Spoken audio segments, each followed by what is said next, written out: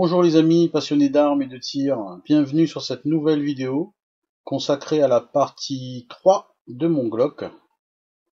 Donc un épisode spécial où on va parler d'un accessoire, comme je disais dans l'épisode 2. On va parler d'un accessoire qui me plaît tout particulièrement. Donc au passage, si vous n'avez pas encore vu l'épisode 1 et l'épisode 2, donc n'hésitez pas à aller les voir. Donc cette partie 3 sur mon Glock vous présente l'accessoire principal qui a fait porter mon choix sur le Glock 34.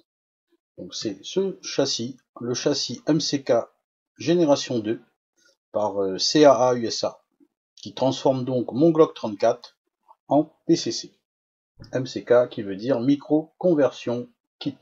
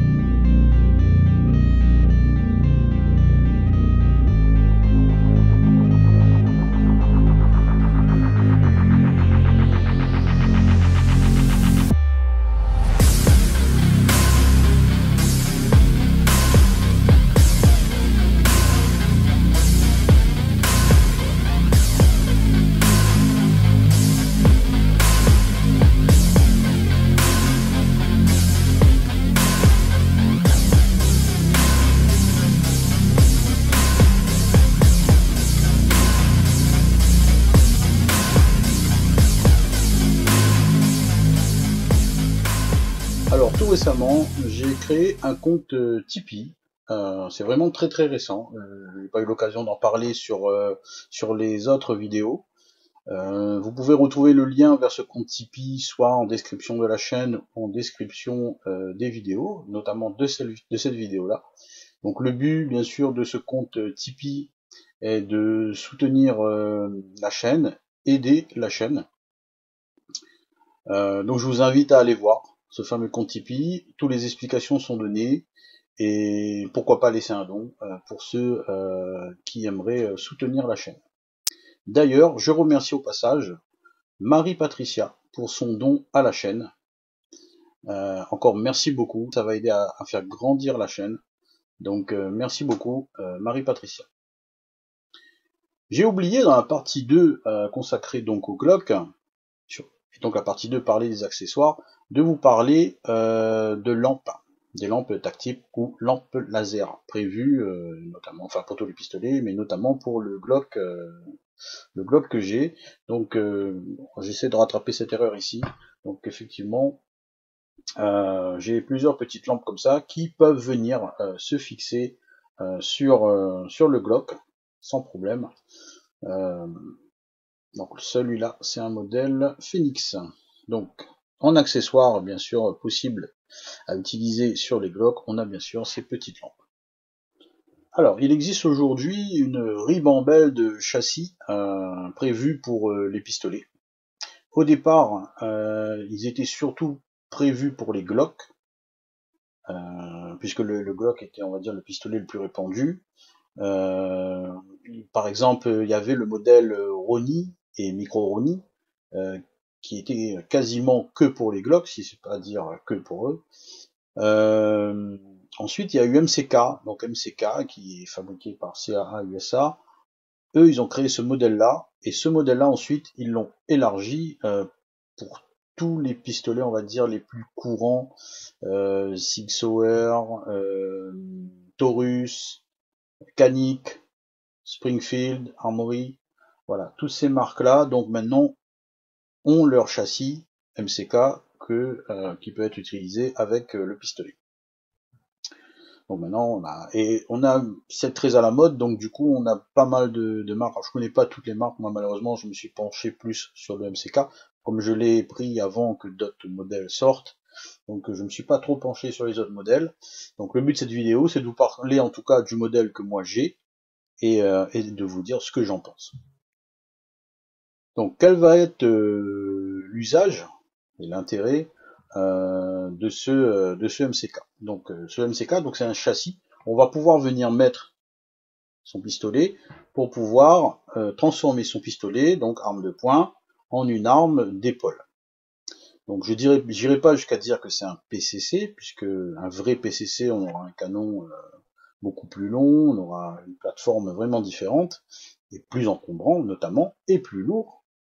Donc je trouve que voilà, c'est un bon compromis entre l'arme de poing en lui-même, un vrai PCC typé AR15, on va dire AR9, qui va être plus lourd, plus long,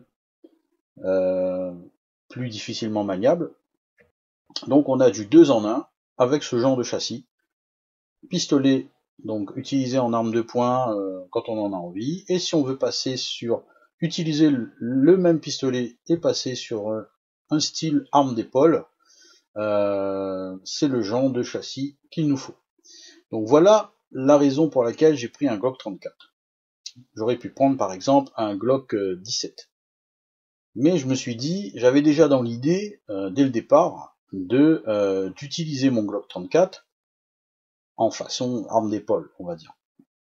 Donc, je me suis dit, quitte à acheter un châssis et utiliser le Glock en arme d'épaule, autant prendre un canon un peu plus long. Et comme j'ai vu qu'il faisait aussi pour le Glock 34, alors j'ai pris un Glock 34 en me disant j'aurai un canon un petit peu plus long et utilisé dans un châssis comme celui-ci, on peut avoir de très bons résultats jusqu'à 50 mètres, 75 mètres, voire 100 mètres. Bien sûr, ayant une crosse dans l'épaule et un point rouge, on pourra exploiter la munition du 9 mm sur une distance beaucoup plus éloignée que si on l'avait en arme de poing. Donc je me suis dit, il vaut mieux avoir un canon un peu plus long. Alors l'utilité pour le tireur sportif, bon, il y a un côté fun, il y a un côté voilà, si on peut faire du 2 en 1, donc comme je disais, le pistolet on peut l'utiliser en arme de poing, puis se faire plaisir avec un point rouge, une crosse, et à des distances un peu plus longues, et avoir un semblant d'arme d'épaule. L'intérêt, parce qu'il y a aussi un intérêt professionnel, sur la partie professionnelle, on peut avoir tout ce qui est police, tout ce qui est protection rapprochée par exemple. Ce genre de châssis peut être intéressant, ce qui évite, voilà, si on peut avoir son arme et sur soi par exemple, si on est confronté à une situation un peu plus délicate, plus dangereuse, on peut très vite passer donc de l'arme de poing, enfin l'arme de poing utilisée à deux mains, et basculer sur une plateforme arme longue et donc avoir un meilleur rendu, une meilleure précision, une meilleure cadence de tir et une distance plus longue avec cette précision.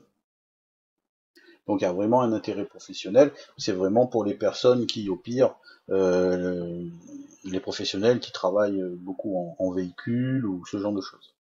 Ce modèle, je l'ai acheté sur le site, sans vouloir faire de la pub, Israel Defense Store, qui livre des États-Unis vers la France. Donc fabriqué aux USA, directement livré en France. Maintenant, j'ai pu voir, dernièrement, j'ai regardé un peu, il y a des sites européens, il y a une branche en Europe de CAA, donc qui vend ces modèles-là. Donc du coup, peut-être qu'ils ont un stock maintenant vraiment en Europe pour pouvoir livrer sur tout l'Europe. Mais de ce que j'ai constaté, ils n'ont pas les dernières générations. parce que ça c'est la génération 2. On va en parler un peu plus loin dans la vidéo, de la génération 3, qui est plus intéressante que celle-là pour le coup. Mais par exemple, sur le site européen, ils n'ont pas la génération 3. Donc à l'achat sur le site, vous avez le choix. Vous pouvez acheter le châssis seul, vous pouvez acheter le châssis avec des accessoires mais pris individuellement. Vous pouvez avoir des packs, donc le châssis avec un pack d'accessoires, et vous avez aussi le pack complet, c'est-à-dire le châssis et tout ce qui peut être possible de mettre. Bon, je dirais pas tout ce qui est possible de mettre, parce qu'il y a quand même des accessoires où on ne trouvera pas en pack, mais on peut avoir voilà le châssis avec un pack complet. Moi, c'est le pack que j'ai privilégié, donc le châssis avec plein de petits accessoires intéressants. Ensuite, vous avez la différentes couleurs. Vous avez du noir, vous avez du blanc. Je crois que JP Vadana sur sa chaîne avait parlé du blanc. Il avait reçu un modèle blanc. Et il disait que ça faisait Star Wars. Donc, effectivement, ça faisait quand même pas mal Star Wars. Mais vous pouvez aussi avoir du rose, du vert, du tan. Mon modèle à moi, que vous voyez là, c'est du tungsten grey. Voilà, en gros, c'est un gris, quoi. Hein. Donc, ce châssis MCK, vous avez normalement pour le Glock 17, vous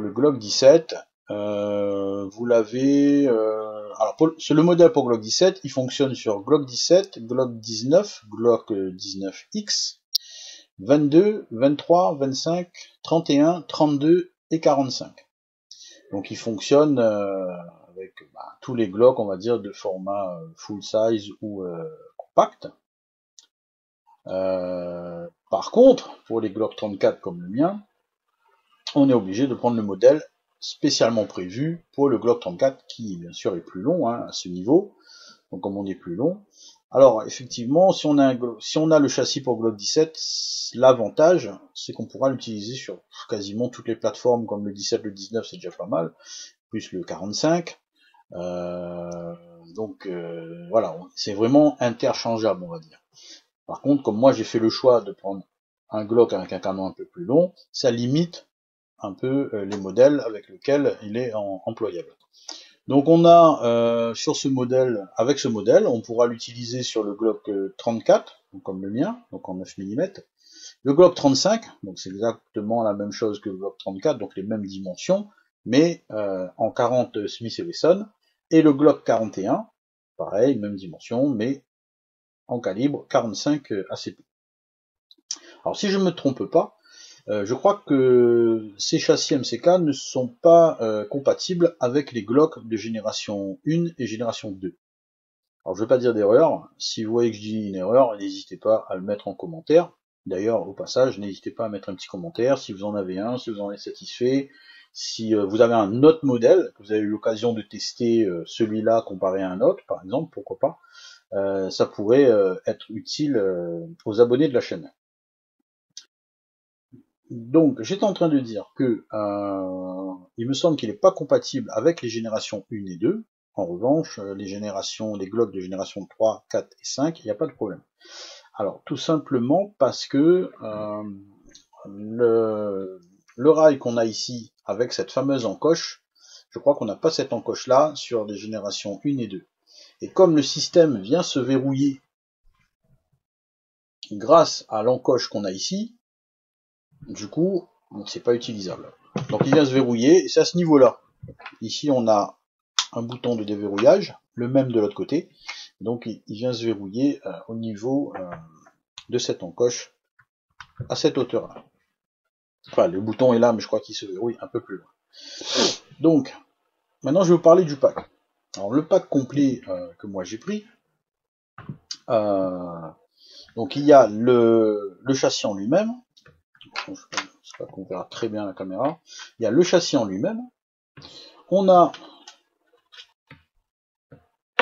un attache QD ici, juste dessous, donc pour pouvoir venir y mettre une sangle 1 point, sangle 1 point qui est livré donc avec dans le pack complet que j'ai pris. Il est là. vous avez la sangle un point ici, avec la fameuse étiquette MCK dessus. Donc ensuite on a les organes de visée ouverts. Alors MCK par contre, ils mettent leur logo partout. Donc sur le châssis on a le logo MCK ici, surtout il y a le logo. La hausse ici on a le logo, le guidon devant on a le logo dessus. Donc dans le pack il y avait les organes de visée ouverts aussi, qui est co-witness d'ailleurs, avec, donc j'ai pris le pack où il y avait le point rouge. Donc le point rouge est entièrement compatible avec les organes de visée ouverts. Donc on a un co-witness ici. Le point rouge, c'est un Crimson Trace. On a le logo ici. Donc c'est un point rouge de la marque Crimson Trace. Et ils avaient remis, bon c'est en train de s'effacer un petit peu, ils ont remis le logo MCK sur le point rouge. Donc quand je vous dis qu'ils le mettent partout, ils le mettent partout. Ensuite j'avais dans le pack des repose-pouces. Repose-pouce que l'on voit ici, vous voyez, on vient reposer le pouce ici. Alors ces repose-pouces viennent se monter sur, d'origine on a donc deux petits rails latéraux, comme vous pouvez le voir ici. Donc le repose-pouce on en a un pour le côté droit et un pour le côté gauche. Bon moi je l'ai mis que côté gauche, mais du coup j'ai un deuxième dans un sachet là-bas pour venir le mettre ici. Mais bon je vois pas l'utilité. Donc d'origine on a ces deux rails Picatinny latéraux. On a un grand rail Picatinny qui traverse tout le dessus. Et on a encore un petit logo de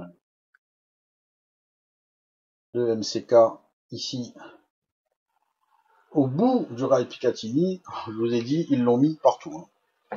Voilà un peu pour les accessoires.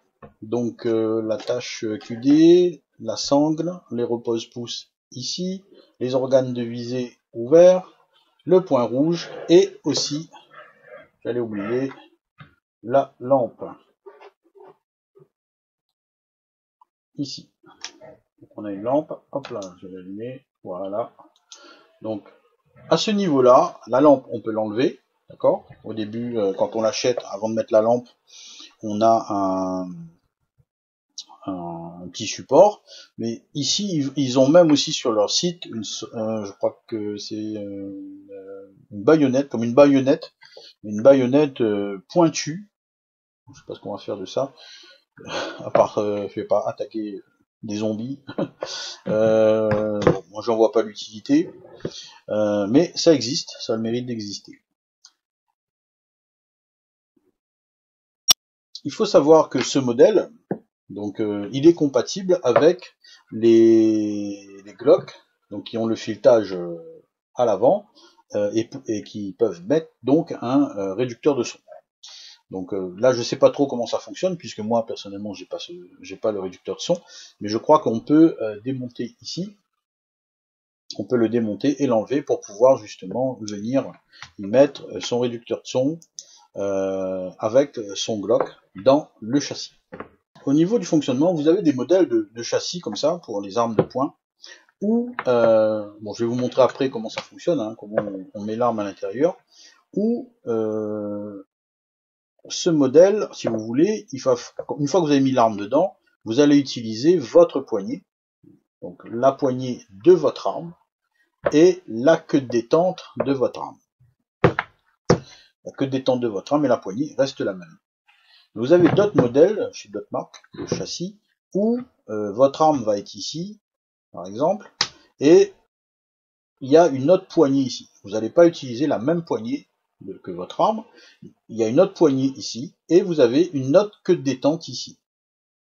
Cette queue de détente là est reliée à la queue de détente de votre arme ici par une tringlerie qui va venir appuyer sur la queue de détente. Donc ça, j'ai vraiment pas voulu partir sur ce modèle-là, parce que je me suis dit, quitte à avoir un châssis pour mettre sur mon arme, je veux que quand je tire en arme de poing, j'ai cette crosse et cette détente, mais si je dois l'utiliser avec un châssis, je garde ma crosse et ma queue de détente dont je suis habitué. D'accord? Donc tous les systèmes où on a l'arme ici et une autre poignée avec une tringlerie, et qui dit tringlerie pour moi dit de la mécanique en plus, qui peut éventuellement casser, se dérégler, enfin bref, qui peut créer un incident de tir. Donc on va éviter les pièces en plus qui peuvent venir créer un incident de tir. Donc autant avoir directement notre détente et notre poignée. Et voilà. En plus, je suis sûr que ça rajoute un peu de poids encore au châssis, sauf si on veut un châssis lourd. Mais dans ce cas-là, si on veut un châssis lourd ou plus encombrant, on passe directement sur un PCC. Donc voilà pourquoi j'ai pris le Glock 34 et pourquoi j'ai pris ce châssis. Et d'ailleurs, maintenant j'ai pris un PCC, un vrai PCC, donc mais c'est pas grave, on s'amuse très bien avec celui-là. Ça a vraiment un côté très fun. Donc voilà un petit peu pour le fonctionnement. Ensuite, comment mettre le pistolet dans le châssis. Alors tout d'abord, j'avais pas précisé tout à l'heure, donc là on a une crosse. Voilà. Aux États-Unis, vous savez, il y a des États où ils peuvent pas avoir ce genre de crosse. Il faut absolument que l'arme, je crois, soit tenue à une main ou quelque chose comme ça. Donc ils ont une espèce de début de crosse et un élastique qui vient se mettre sur l'avant-bras. Donc, mais nous en France c'est pas le cas. Donc en France on peut avoir le système avec la crosse. Cette crosse est courbée ici, on va voir, courbée, bien striée vraiment pour que ça glisse pas une fois que c'est dans l'épaule. Donc ça franchement ça fait le taf, ça marche très bien. Elle est pas en caoutchouc, hein, elle est en plastique, donc on n'aura pas d'amorti ou quoi que ce soit. Mais c'est pas dérangeant, le recul sur le 9 mm sur ce genre de plateforme est largement contrôlable et acceptable. Donc la crosse avec le bouton qui est ici se replie et elle vient se fixer ici. En levant un petit peu, elle vient se positionner là et elle n'est pas bras ballants. Pour la ressortir, il faut lever légèrement et on tire. On vient claquer. Alors le système, moi au début je me suis dit ouais j'ai un petit peu peur, est-ce que ça va tenir et tout. Ça tient super bien, il n'y a même pas un petit jeu dedans. C'est vraiment très très bien fixé. Donc là-dessus il n'y a pas de problème. Donc voilà pour la crosse. Ensuite donc bien sûr donc une fois que l'arme est dedans on tient ici. Et pour la main gauche, la main faible vient se mettre ici. Donc c'est pas une petite poignée, il y a des modèles où il y a une petite poignée qui s'ouvre comme ça, petite poignée façon AR-15. Là c'est pas le cas. On a une espèce de grosse patate, on va dire, avec un emplacement ici pour mettre son index. Donc une fois qu'on l'a pris comme ça, honnêtement, bon, si on n'a pas le repose-pouce, on peut être là. Honnêtement, on a une très bonne prise en main. Là-dessus, il n'y a pas photo. Très bonne prise en main. Et dès qu'on rajoute le repose-pouce, celui-là, alors là, quand on vient mettre le repose-pouce ici, on va pouvoir vraiment venir contrôler le relevé de canon et donc avoir une cadence de tir quand même très très rapide par rapport à si on pouvait pas contrôler le relevé de canon. Avec le pouce, vous voyez, le pouce tombe directement ici pour allumer la lampe. Donc tout est très très bien calculé. Vous avez le pouce là, par exemple là j'ai allumé la lampe, hop là le pouce il descend, il éteint, il revient. Donc là franchement, sur ce coup là, le système, pour moi c'est un des points forts, vraiment la prise en main et le côté position confortable, c'est-à-dire le confort de la position. Donc je vais vous montrer comment on introduit l'arme. Donc juste avant ça, je vais vous expliquer quelque chose. Donc ce modèle, donc on a dit qu'il est compatible avec le Glock 34, le Glock 35 et le Glock 41. Donc avec ça, le châssis, vous allez avoir deux livrets les éléments qu'il faudra changer. Donc il est livré compatible Glock 34. Donc le Glock en 9 mm. Si vous avez un 35 ou un 41, vous avez ici le petit système qui vient se mettre sur la culasse du Glock, ce qu'il y a dessous, parce que sinon ça va pas être bon, le Glock 35 et 41 étant plus large. Donc vous avez ceci qui va se... Il y aura ça à changer, que vous avez là. Il y aura ceci, ce qui est à l'intérieur, qui vient sur l'arme. Donc ça sera à changer aussi. Vous l'avez ici. Et vous avez un adaptateur qui va venir se mettre à ce niveau. Pourquoi? Parce que ça me fait penser que j'avais oublié de vous dire. Au niveau de la poignée ici, vous avez un emplacement pour venir y loger un chargeur supplémentaire. Donc un chargeur de secours. Donc vous avez le bouton ici de la rétoire de chargeur, vous l'enlevez et vous venez la mettre dans l'arme quand vous changez de chargeur. Donc comme les chargeurs du 35 et 41 sont pas les mêmes que le chargeur du 34, il faudra mettre cet adaptateur qui va venir accueillir les chargeurs de 35 et 41. Donc voilà, ça c'est pour l'adaptabilité des autres modèles. Donc, pour venir mettre son arme, une fois qu'on a l'habitude de le faire, ça se fait très bien et très rapidement. Donc, il faut appuyer sur le bouton ici, pousser la petite patte là en arrière, la lever,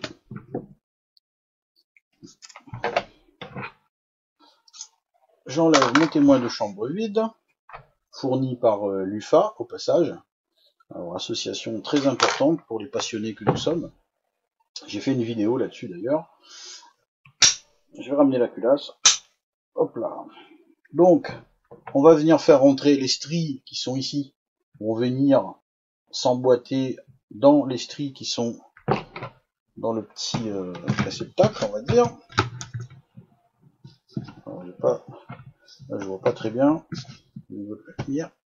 Voilà. Donc, on appuie, on enfonce. Une fois que c'est dans les stries, on va vers l'avant.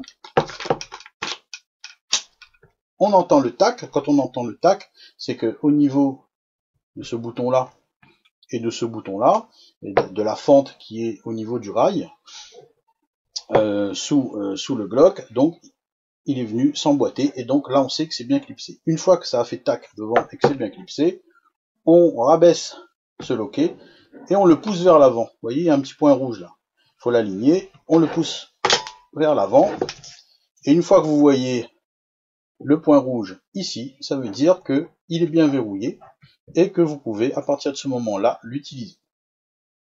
Donc du coup, pour armer l'arme, vous avez le levier d'armement qui est ici, qui est ambidextre, du coup. Vous l'avez aussi bien à droite et à gauche. Donc ça, c'est ambidextre. Vous avez donc votre bouton d'extraction du chargeur qui est bien dégagé. Et éventuellement, si vous, au lieu d'utiliser le levier d'armement ici pour amener la culasse, vous voulez utiliser la rétoire de culasse, vous avez une ouverture ici qui permet quand même de manipuler la rétoire de culasse. Ici, vous avez donc une ouverture par là où vont être éjectés les étuis de votre arme. Donc le chargeur il est vide. Je peux le mettre par exemple ici en chargeur supplémentaire de secours et ici. Donc voilà. Donc ce que je vous expliquais tout à l'heure, vous utilisez votre propre poignée et vous utilisez votre propre queue de détente ici. Un chargeur supplémentaire. Alors ça, pas tous les châssis le proposent. Donc c'est un des points positifs de ce châssis, c'est de pouvoir avoir un deuxième chargeur chargé à portée de main. Donc, vous enlevez celui-là, hop, vous enlevez celui-là, vous le mettez ici, et c'est parti. Donc là, vous pouvez constater que celui-là, c'est le chargeur de 19 coups, puisqu'il est rallongé. Il a le talon rallongé. Alors, je n'ai pas fait vous n'aurez pas dans cette vidéo des vidéos de tir, quand je tire avec le Glock et le châssis. En revanche, je vous invite à aller voir les shorts. Dans les shorts, j'ai 2 vidéos, je vais essayer de mettre les liens, vous pourrez accéder facilement. J'ai 2 shorts où on voit le tir avec le châssis MCK. Donc je vous invite à aller les voir. Ce qu'on va parler maintenant, pour finir la vidéo, en conclusion, je vais vous parler des inconvénients donc, et des avantages dans un premier temps. Donc, les inconvénients. C'est un inconvénient, mais parce que ça a été quand même rapporté par pas mal de personnes à MCK, qui est le côté, mais ça c'est un peu normal, le côté salissure de l'arme lors des tirs. Donc vous avez toute la culasse, toute la glissière qui se retrouve avec du carbone dessus. Donc, mais là, bon, je pense que dès qu'on utilise ce type de matériel, il faut pas s'étonner. Donc ça c'est le premier inconvénient. Donc à chaque fois que vous tirez, il va falloir quand même nettoyer, bien nettoyer l'arme et aussi le châssis. Ensuite, on a un inconvénient, et celui-là par contre c'est un vrai inconvénient. J'ai un Glock 34 Gen 5 MOS. Ça veut dire que il est prévu pour mettre un point rouge. Le souci, c'est que je peux pas mettre de point rouge parce que si je veux l'utiliser dans mon châssis, et ben le point rouge, il va pas pouvoir passer. Donc on pourra pas mettre l'arme dans le châssis avec un point rouge. Tout comme, je vous avais dit que mon arme tirait trop à gauche, j'aurais pu par exemple mettre une hausse réglable et pouvoir régler comme il se doit, un petit peu à droite, un petit peu à gauche, etc. Le truc c'est que si je mets une hausse réglable sur le bloc, pareil, ça va créer une épaisseur supplémentaire, une longueur légèrement supplémentaire, et donc on ne pourra pas mettre l'arme dans le châssis. Donc c'est un gros inconvénient, c'est que on est obligé d'utiliser le pistolet sans changer la hausse, en regardant la hausse d'origine, qui n'est pas réglable, qui est sur queue d'aronde, et on peut pas non plus, alors que j'ai un MOS, mettre deux points rouges. Donc ça c'est le plus gros inconvénient. Sinon, pour moi, il n'a pas vraiment d'inconvénient. Ensuite, pour ce qui est des avantages, bon, comme je vous ai dit, très bonne qualité, c'est du costaud. La crosse tient très bien, elle n'a aucun jeu, elle bouge pas, donc ça, pas de souci. J'ai pas eu de souci de fonctionnement avec le Glock dans le châssis, donc le système d'armement ici ne gêne pas en quoi que ce soit le fonctionnement de l'arme. Avantage, les accessoires. Donc MCK possède tous les accessoires nécessaires pour personnaliser et améliorer encore plus l'utilisation du châssis. Donc ça, très bien. Avantage, l'emplacement supplémentaire pour le chargeur ici. Donc pas toutes les marques le font, certains le font derrière, comme je disais. Donc ça, super. L'emplacement prévu pour la lampe, par exemple. Vraiment, là-dessus, sur tout ce qui est accessoire, rien à dire. Et ensuite, le plus gros avantage, c'est vraiment, en tout cas moi, au niveau de la crosse, ici, ça me va très bien. Très bonne prise en main. Le pouce, nickel. Vraiment, la position est naturelle. Pour moi, le plus, c'est vraiment la position de tir. La position de tir et le confort de tir. Voilà pour les avantages.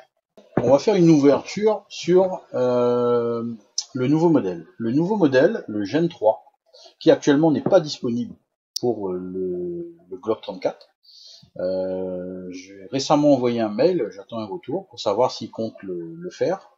Pour l'instant, la génération 3 de ce châssis MCK est sortie pour le Glock 17, Glock 19, 17X, 19X, etc. Mais pas pour le Glock 34. Alors que il faudrait qu'il le sorte, parce que là, dans ce cas-là, il faudrait que j'investisse dans le nouveau modèle. Pourquoi? Parce que le nouveau modèle Gen 3 va venir gommer les quelques inconvénients qu'avait ce modèle. Donc ça veut dire que le fabricant est très regardant sur les retours que lui font ses clients. Donc, je parlais tout à l'heure de salissure. Ils ont mis sur le Gen 3, à l'intérieur, une sorte de brosse qui, à chaque fois que votre arme va cycler, la brosse va venir nettoyer la glissière pour qu'il y ait le moins de carbone possible Je dirais pas du tout, parce que ça m'étonnerait, mais le moins de carbone possible qui vienne s'accumuler sur votre glissière. Et en fait, quand vous allez sortir l'arme, ben, l'arme sera probablement moins sale que sur la génération 2. Donc, l'inconvénient que je parlais tout à l'heure, ils l'ont gommé avec le génération 3. Et surtout, je vous parlais du gros inconvénient qu'on ne peut pas utiliser son arme prévue pour un point rouge dans un châssis. Ils sont venus ouvrir ici, donc à ce niveau là, c'est complètement ouvert. Vous avez un rail Picatinny qui est devant, mais toute cette partie là, dessus, c'est ouvert et vous pouvez glisser votre arme avec son point rouge et le point rouge il sera à l'intérieur. Donc ça veut dire que vous pouvez avoir une arme prévue point rouge, un point rouge dessus, mais le glisser dans le châssis et l'utiliser dans le châssis. Point très fort, c'est que vous pouvez même utiliser le point rouge qui est sur l'arme avec l'utilisation du châssis. Ça veut dire que vous n'avez pas besoin de rajouter un deuxième point rouge. Mais vous pouvez aussi rajouter un deuxième point rouge. Et vous vous doutez bien que si vous utilisez le point rouge de l'arme, on est à une certaine hauteur, la visée sera à une certaine hauteur, mais si on utilise le point rouge qu'on a mis sur le châssis, la visée sera sur une autre hauteur. Donc, ils ont prévu une crosse qui est coulissable, on va dire, comme ceci. Donc, si vous utilisez le point rouge de l'arme, une fois que vous l'avez mis dans le châssis, vous pouvez descendre la crosse pour être sur la bonne hauteur. Si vous avez prévu un autre point rouge sur le rail du châssis, dans ce cas-là, vous pouvez remonter la crosse pour être sur la hauteur, avoir une ligne de visée sur la hauteur du point rouge du châssis. Donc voilà, ils sont venus combler ce gros inconvénient du Gen 2. Donc j'attends avec impatience qu'il sort le Gen 3 pour le Glock 34 maintenant. Et en plus, vous voyez, la crosse se plie de ce côté. D'accord? Sur le Gen 3, ils ont prévu que la crosse se plie soit de ce côté, soit de ce côté. Donc ça peut être intéressant pour les gauchers, pour les droitiers, enfin tout dépend comment on va gérer la configuration du châssis. Donc voilà un peu l'ouverture sur le Gen 3. Il y a tout un tas de, il y a un tas de petits détails qu'ils ont rajoutés sur le Gen 3, mais éventuellement ça peut faire l'objet d'une autre vidéo. Si jamais ils sortent le châssis Gen 3 pour le Glock 34. Alors du coup maintenant, j'espère qu'ils vont pas me faire regretter d'avoir pris un Glock 34 s'ils sortent que le châssis Gen 3 pour le Glock 17. Dans ce cas-là, il aurait fallu que je prenne un Glock 17. Donc voilà.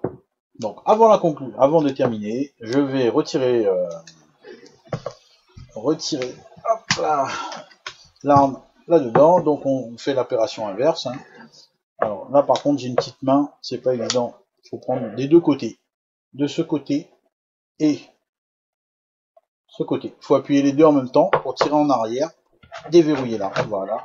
Et ensuite on tire vers le bas. Voilà. Et on vient enlever l'arme à l'intérieur.